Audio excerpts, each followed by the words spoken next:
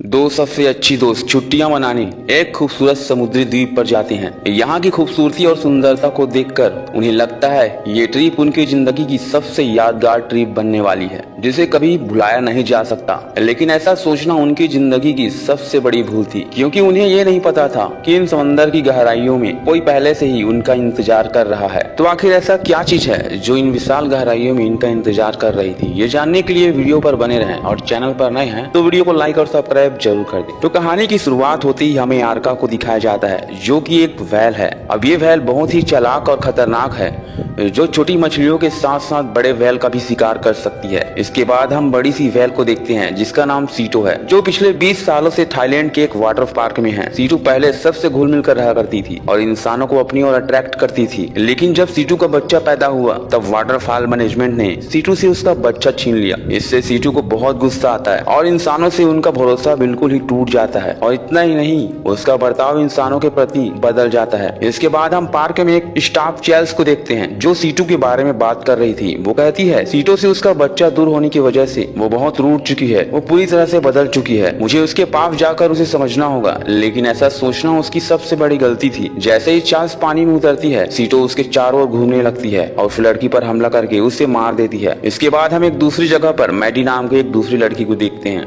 जो कि एक रेस्टोरेंट में मन लगाकर काम कर रही। तभी अचानक उसका कॉलेज के फ्रेंड पीछे से उसका दोस्त चैट आ जाता है, जिसे देखकर वो काफी डर जाती है। लेकिन कोई नहीं, वो चैट से पूछती है तुम अंदर कैसे आए, जबकि मैंने तो डोर अच्छे से बंद कर दिया था। इस बात पर चैट कहता है बैक डोर तो खुला हुआ था। खैर, चैट को देखकर ये लग रहा था कि वो ग्रेजुएट पार्टी से सीधे मैडी के पास आया है। इन दोनों के बीच यहाँ नजदीकियां बढ़ रही थी। तभी गन लेकर एक चोर यहाँ घुस जाता है और उन पर गन तान देता है और उन्हें लूटने लगता है। लेकिन वो चोर पैसों के साथ मैडी का लॉकेट भी ले जाता है, जिसे कुछ समय पहले चैट ने मैडी को बहुत प्यार से दिया था। ये देखकर चैट को बहुत गुस्सा आता है और वो चोर पर हमला कर देता है। इन दोनों के बीच काफी हाथापाई होती है, जिसमें इन दोनों को चोट लग जाती है। यहाँ चैट उस चोर पर भारी पड़ रहा था, इसलिए वो चोर यहाँ से अपनी जान बचाकर भागने लगता है। तब यहाँ उसके पीछे चैट भी बाहर आ जाता है। खैर, बाहर जब मैडी और चैट सुकून की सांस ले रहे होते हैं, तभी इतने में वो चोर उसे गाड़ी से उड़ा देता है। ये देखकर मैडी सदमे में पहुंच जाती है, क्योंकि उस समय पहले वो दोनों एक साथ अच्छे से बात कर रहे थे और कुछ ही पल में वो उसके सामने लाश बन के पड़ा है। इस समय उसके लिए किसी बड़े हादसे से कम नहीं था, और इन सब का जिम्मेदार वो खुद को समझ रही थी। इसके बाद हमें एक साल बाद का सीन दिखाया जाता है, जहाँ मैडी अपने घर पर शीशे के सामने होती है। उसे देखकर यही लग रहा था कि वो उस घटना को अब तक भूल नहीं पाई है। तभी अचानक दरवाजे का बेल बजने लगता है, पर ये कौन है? और मैडी घबराती हुई दरवाजे को खोलती है, पर दरवाजे पर उसकी फ्रेंड ट्रिस होती है, जो उसे अपने साथ ले जाने आई है। लेकिन मैडी उसे जाने से मना करती है, लेकिन ट्रिस उसे जिद करके मना लेती है और ऑफिस से 7 दिन की छुट्टी लेने को कहती है। दरअसल ट्रिस उसे थाईलैंड ले जाना चाहती है। मैडी को भी उसकी बात माननी पड़ती है और वो दोनों मिलकर सामान पैक करने लगते हैं। तब मैडी को यहाँ एक पुराना फोटो मिलती है, जिसे देखकर उसे चैट की याद आती है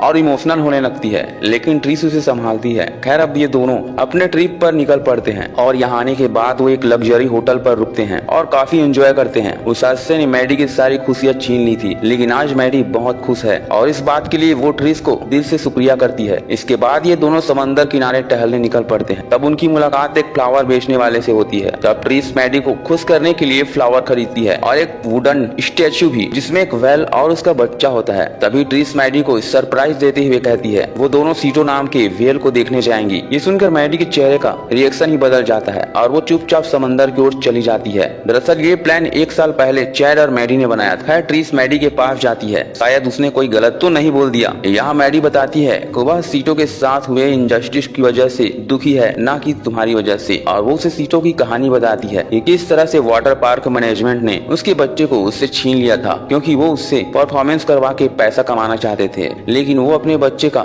ख्याल रखना चाहती थी। ये सुनकर ट्रिस उससे माफी मांगती है और अब ट्रिस इस ट्रिप को और भी मजेदार बनाने के लिए कुछ नया करती है। इसके लिए वो मैडी को अपने साथ लेकर जोश नाम के एक लड़के से मिलाती है, जो उन्हें पैडलिंग सिखाने वाला है। तभी मैडी की नजर यहाँ एक पोस्टर पर पड़ती है, जहाँ सीटो रहती है, जो उसको सीटो की पूरी कहानी पता होता है और उसे यह बिल्कुल भी पसंद नहीं था कि सीटो पिछले 20 सालों से वाटर पार्क में कैद है। वो पार्क मैनेजमेंट को पैसों का लालची बताते हुए पोस्टर फाड़ कर फेंक देता है और वाटर पार्क जाकर सीटो को देखने की बात करता है, वो भी रात में, क्योंकि रात में सिक्योरिटी कम होती है। मैडी ये सुनकर बहुत खुश हो जाती है। अब रात में ये तीनों सिक्योरिटी से बचते हुए उस वाटर पार्क में एंटर हो जाते हैं। तब जोस और ट्रिस यहाँ रुककर मैडी को सीटो के पास भेज देते हैं। यहाँ मैडी सीटो को देखती है। वो सीटो को बहुत दिनों बाद देख रही थी, लेकिन तभी तभी यहाँ वो एक डेड बॉडी देखती है जो कि एक क्लीनर का था। ये देखकर वो काफी डर जाती है और वहाँ से भागने लगती है। यहाँ गार्ड को उनकी भनक लग जाती है, शायद कोई अंदर घुसा है। और अब ये तीनों यहाँ से भागते भागते समुद्र किनारे पहुँच जाते हैं और थकावट के मारे यहीं सो जाते हैं। सवेरे जब उनकी नींद खुलती है तब वो सामने समंदर का खूबसूरत नजारा देखकर बहुत खुश हो जाते हैं, लेकिन यहाँ इनके अलावा और कोई भी नहीं था। पूछने पर जोश उन्हें बताता है दरअसल इस जगह पर कई लोगों की जान जा चुकी है, इसलिए लोगों का मानना है कि ये जगह शापित है, इसलिए यहाँ कोई नहीं आता। खैर ये तीनों यहाँ पहुँचे हैं तो यहाँ मजा लिए बगैर तो यहाँ से जाएंगे नहीं, लेकिन ऐसा करके वो अपने लाइफ की सबसे बड़ी गलती कर देते हैं। इसके बाद जोश मैडी को एक लाइफ बोट देता है और ये दोनों एक बोट लेकर मैडी के चारों तरफ घूमने लगते हैं। ऐसा करके इन तीनों को बहुत मजा आ रहा था, लेकिन अगले ही पल इनका सीप किसी चीज से टकरा कर पलट जाती है। किसी को कुछ समझ नहीं आ रहा था कि आखिर इनके साथ ऐसा क्या हो रहा है। और अब ट्रीस जल्दी से तैरते हुए मैडी के लाइफ बोट पर चढ़ जाती है। यहाँ जोश भी उसमें चढ़ना चाहता था, लेकिन वो अपने सीप के पास जाने लगता है। यहाँ मैडी और ट्रीस उसे जाने से मना कर रहे थे, लेकिन जोश उनकी किसी भी बात को नहीं मार रहा था और तैरकर आगे बढ़ता है। लेकिन तभी कोई चीज उसे नीचे खींच लेती है। थोड़ी देर बाद जोश बाहर आता है जो खून से लथपथ था, लेकिन तभी आरका पानी से निकलकर उसे नीचे खींच लेती है। थोड़ी देर बाद यहाँ उन दोनों के चारों तरफ खून फैल जाता है। ये देखकर वो दोनों काफी डर जाते हैं। तब यहाँ वो उस विशाल व्हेल को देखते हैं। उसे देखकर मैडी समझ जाती है कि वो और कोई नहीं बल्कि सीटो ही है। लेकिन सीटो यहाँ कैसे आया? दरअसल वाटर पार्क में क्लीनर के मौत के बाद सीटो को यहाँ भेज दिया गया था और सीटो के साथ हुए हादसे ने सीटो को पूरी तरह से बदल दिया था। यहाँ वो व्हेल उनके नीचे से बार बार गुजर रहा था, जिसे देखकर दोनों बहुत डर गए थे। तभी ट्रीस मैडी से कहती है हम यहाँ से बाहर कैसे निकलेंगे? मैडी कहती है हमें उस चट्टान तक पहुँचना होगा। मैडी कहती है हमें धीरे धीरे पैडल मारते हुए वहाँ तक पहुँचना होगा। तब ये दोनों हाथ से पैडल मारते हुए चट्टान तक पहुँच जाते हैं, लेकिन वो व्हेल लाइफ बोट से बंधी हुई इस रस्सी को खींचते हुए उस चट्टान से दूर ले जाती है। तब मैडी कहती है हमें तैरकर उस चट्टान तक पहुँचना होगा। अब ट्रीस हिम्मत जुटाकर उस चट्टान तक पहुँच जाती है और जल्दी से उस चट्टान पर चढ़ जाती है, क्योंकि ट्रीस जानती थी व्हेल उसका पीछा कर रहा है। खैर अब हम मैडी को देखते हैं जो अब भी उस लाइफ बोट में बैठी थी, लेकिन वो व्हेल उस लाइफ बोट के सारे हवा को निकाल देता है और अब मैडी के पास पानी में कूदने के अलावा कोई रास्ता नहीं होता और वो पानी में कूद पड़ती है। तब व्हेल को इसकी भनक लग जाती है और वो मैडी को मारने उसके पीछे पड़ जाती है, लेकिन मैडी किसी तरह से उस चट्टान तक पहुंच जाती है। तब जल्दीबाजी में मैडी को चोट लग जाती है। यहाँ वो व्हेल उस पर हमला करने ही वाली थी, लेकिन इससे पहले ट्रीस मैडी को ऊपर खींच लेती है और यहाँ वो उस व्हेल से बार बार बचती है। यहाँ इन दोनों को उस चट्टान में बैठे हुए काफी समय हो जाता है। तब मैडी अपने पर्स को चेक करती है जिसमें एक चॉकलेट होती है, जिसे ये दोनों बांट कर खा लेते हैं। लेकिन खतरा अभी टला नहीं था, क्योंकि इनके चारों तरफ व्हेल अभी घूम रही थी। भूख और प्यास से इनकी हालत बहुत खराब हो चुकी थी। इनके लिए सबसे बड़ी समस्या पानी थी। पानी की व्यवस्था के लिए वो एक पन्नी को सेट करते हैं ताकि इसमें ओस जमा हो। अब यहाँ धीरे धीरे रात हो जाती है और उन्हें भूख भी जोरों से लग रही थी, लेकिन वो कर भी क्या सकते थे। खैर अगले दिन भूख के मारे इनकी हालत बहुत खराब हो चुकी थी और अब भूख मिटाने के लिए मैडी पानी में उतरती है और यहाँ वो सीप को बाहर निकालती है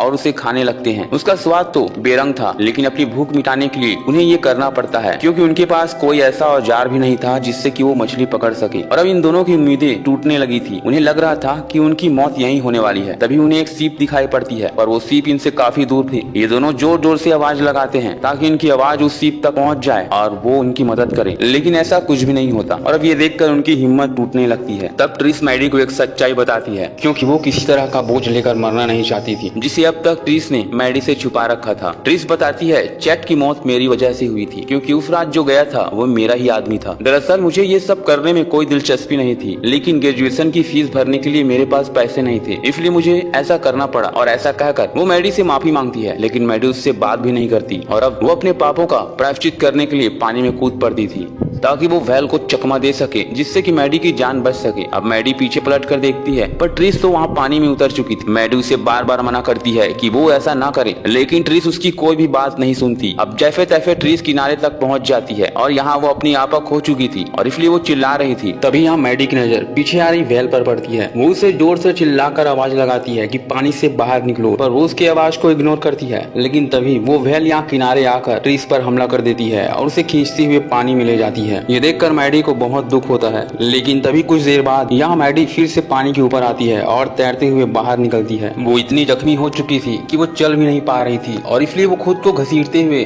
बाहर निकलती है, लेकिन बहुत जख्मी होने की वजह से वो यहीं मर जाती है। ये देखकर मैडी को बहुत दुख लगता है, लेकिन वो कर भी क्या सकती थी। अब समय के साथ यहाँ रात हो जाती है और तेज बारिश होने लगती है। बारिश होने की वजह से वो खुश हो जाती है क्योंकि उसके पास अब पीने के लिए भरपूर पानी था। तभी उसके सामने सीटो आती है, जिसे मैडी गुस्से से देखने लगती है और वो सोचने लगती है कि अब वो सीटो से लड़ाई करके ही यहाँ से बाहर निकलेगी। और अब अगली सुबह मैडी की नजर एक जेट सी पर पड़ती है और वो पानी में कूद पड़ती है। यहाँ मैडी को एक नुकीली चीज मिलती है। तभी वैल यहाँ पहुँच जाती है। तब मैडी उस पर एक जोरदार हमला करती है, जिससे वो वैल जख्मी हो जाता है और यहाँ से भागने लगती है। वो खून से पूरी तरह से लथपथ थी। यहाँ मैडी भी पूरी तरह से कमजोर हो चुकी थी, इसलिए वो पानी में ही बेहोश हो जाती है। और तभी उन्हें खोजते हुए रेस्क्यू टीम यहाँ आ जाती है और मैडी को लेकर यहाँ से चले जाते हैं। कुछ दिनों बाद मैडी को एक बड़े से कॉन्फ्रेंस में म्यूजिक बजाती हुई दिखाया जाता है, जिसे सुन सारे लोग उनके तारीफ करने लगते हैं और इसी के साथ इस मूवी का द एंड हो जाता है। दोस्तों, मेरे वीडियो को लाइक और सब्सक्राइब जरूर करें। मैं मिलता हूँ आपको अगले वीडियो।